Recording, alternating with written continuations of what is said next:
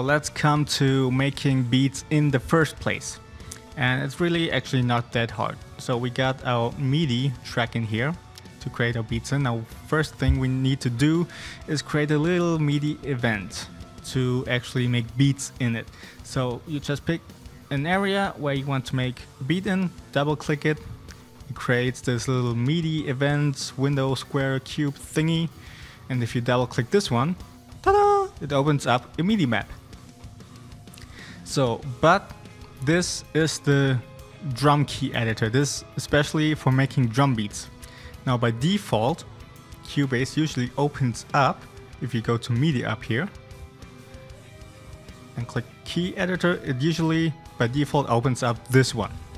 This is the most basic MIDI map that you will find in most DAWs. So you have the piano on the side, and on the individual keys you have the different pieces of the drum kit. Okay, and then basically you can already put some beats in here.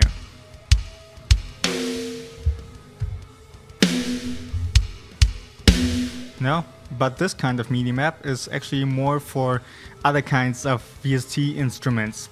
For example, synthesizers or pianos or strings or whatever, because you can also draw lines in here to really make melodies and chords in it. But we do not need this for drums. A superior drummer only needs an initializing MIDI dot, basically, to know which piece of the drum kit to play. So instead of using the keynote editor, you click MIDI and open up the drum editor. And now, as you can see, this one is just putting individual dots in there. And you can change which MIDI editor is being opened by default if you go to the program preferences. And then down here, this MIDI option, you can choose in here the standard MIDI editor. So you pick drum editor, okay, and it always opens up the drum editor by default. So it's basically exactly the same thing as the keynote editor, but instead of having the drum keys in here, you have those keys that you can actually also put names on. So, and this is really cool, you can also change the positions of the different keys.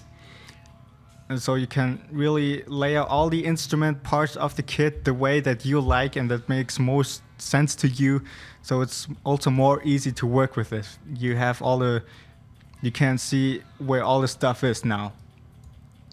So on the horizontal axis, you got the time grid.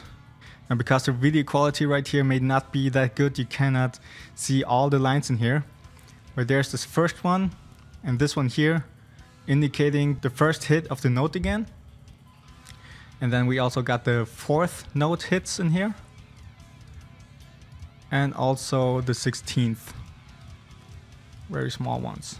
And we can use those to put the drum hits in their place in the beat. So let's start off with a very basic one. Just put some kicks on the fourth notes. And the snare on number 2 and number 4. It crashed at the beginning, and some hats also on the fourth ones. And this is how I make my beats. I click on the screen all the time. It's kind of annoying, I know, but I don't have any other means to do the beats. Nor do I have any other skills to do the beats. So, if you listen to this now,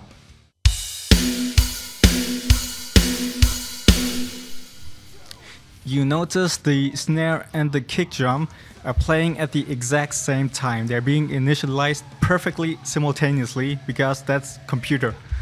But that's also what can make your drum sound programmed. So what you can do is turn off the snap function.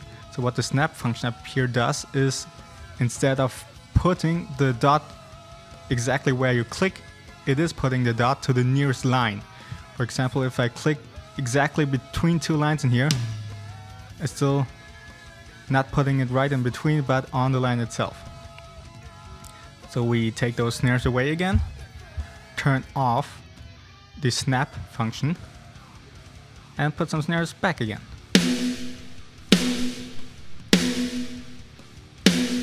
Now, because I am human, I hope most of you know that, I cannot put the snares perfectly exactly on the line again with the kick drum, but it's positioned a few milliseconds before or after, and that's what makes it sound human again.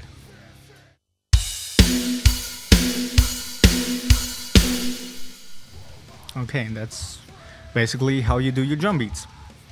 Now, if you're just starting off with making drum beats and don't really have the starting point or don't really have the feel of what drum beats are supposed to sound like or whatever, I advise you just pick a song that you like very much and that you also like to play along with on the guitar and try to recreate the whole drum track for it, because that teaches you two things. First, it teaches you a whole lot to really focus on one thing in the whole song, because you really need to focus only on the drums.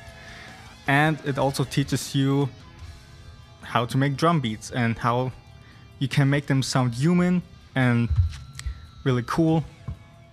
For example, I started off making some drum beats from Slipknot. I like the song This Cold Black very much. I'll just show you how I went about it. So I changed the tempo to about 200 BPM. And I'll make this quick beat for you. It goes something like this.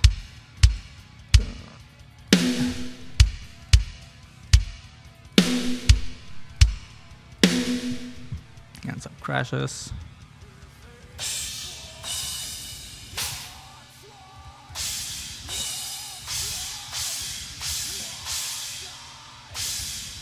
Turn off the snap function and put an extra kick in there.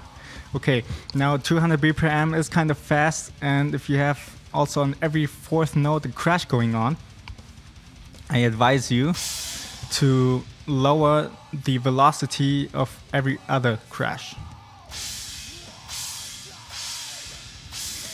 Now, especially with Superior Drummer and also most other drum samplers, this is really cool because it doesn't just lower the volume of this hit, but it actually lowers the energy the crash is being hit with.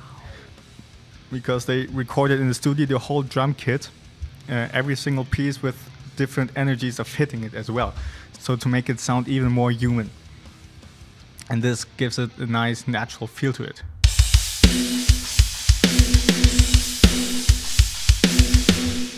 And then you can also play the riff to it.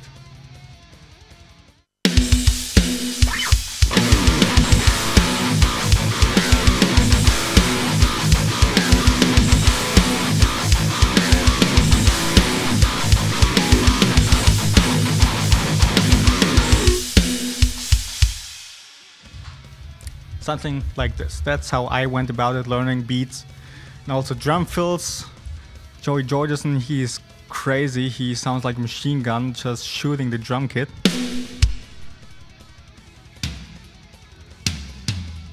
So this one here would be a very, very basic drum fill. You know? Again, try out some different things. I know it takes a lot of time to really get into it, but in the end it's a lot of fun when you get something cool out of it again. So the way I go about now making songs is I have a cool riff to begin with that's just rambling on in my head, and I may fine tweak some stuff to the riff, maybe change a little note here or there to make it sound really cool to me, and then I try to make the beat to it. So let me show you how I made the beat for the first verse of my song Blinded. But first I'll play you again what this verse sounds like.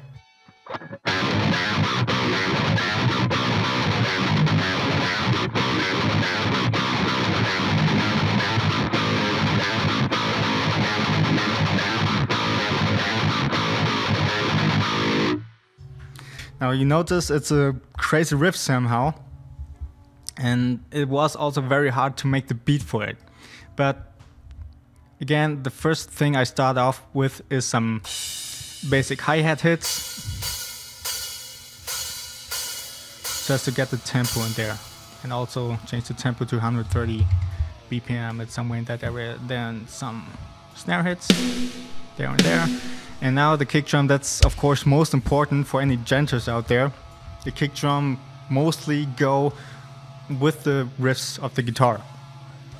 And so this one was kind of hard because I really had to count every single 16th note out of the riff to find out where the kick drum needs to hit. And I still have this in my head, so in the end it's looking something like this.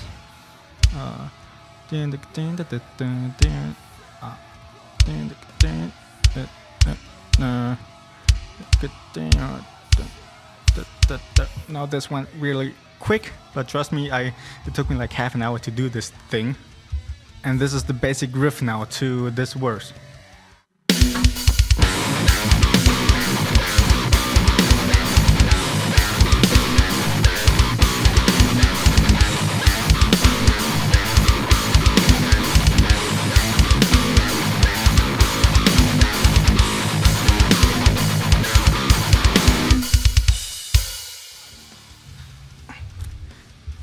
Okay, and then of course, when you have the basic beat to it, you can always change some stuff with the cymbals to put more fun in there, so it doesn't sound too boring like this.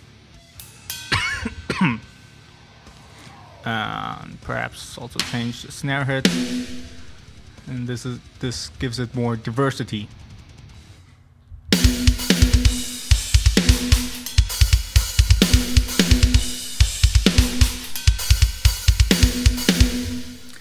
Okay, and that's how I go about it.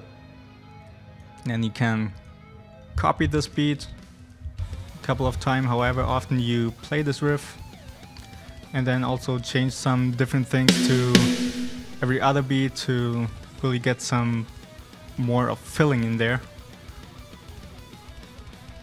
And then the last beat, I always like to put a nice drum fill in there to really lead off into the next thing. So, for example, we can put a triplet in here. And something stupid like this. Wait, what?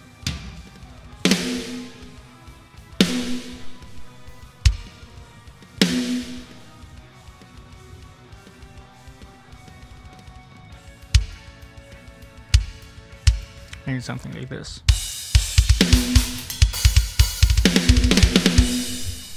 No, and this leads off now into the next thing. And this is how I go about making songs. Then I try to come up with some different riffs that add to the song and that also fit into it and also fit behind this one riff that I already have. And sometimes, or most of the times, I don't even know where my songs are going to end up. It can happen that they have a very hard changing field development. For example, I'm currently working on one song. It's starting off with some funk, going on into some heavy metal, having a little bit of death metal stuff in there, and then turning into some ambient gent again, and ending off with a massive drama stuff. But it's weird. You'll still get to listen to it. So I hope, again, you learned something out of that. In the next parts, I will finally start off with mixing all your tracks together once you are done with recording and everything. So, see you then.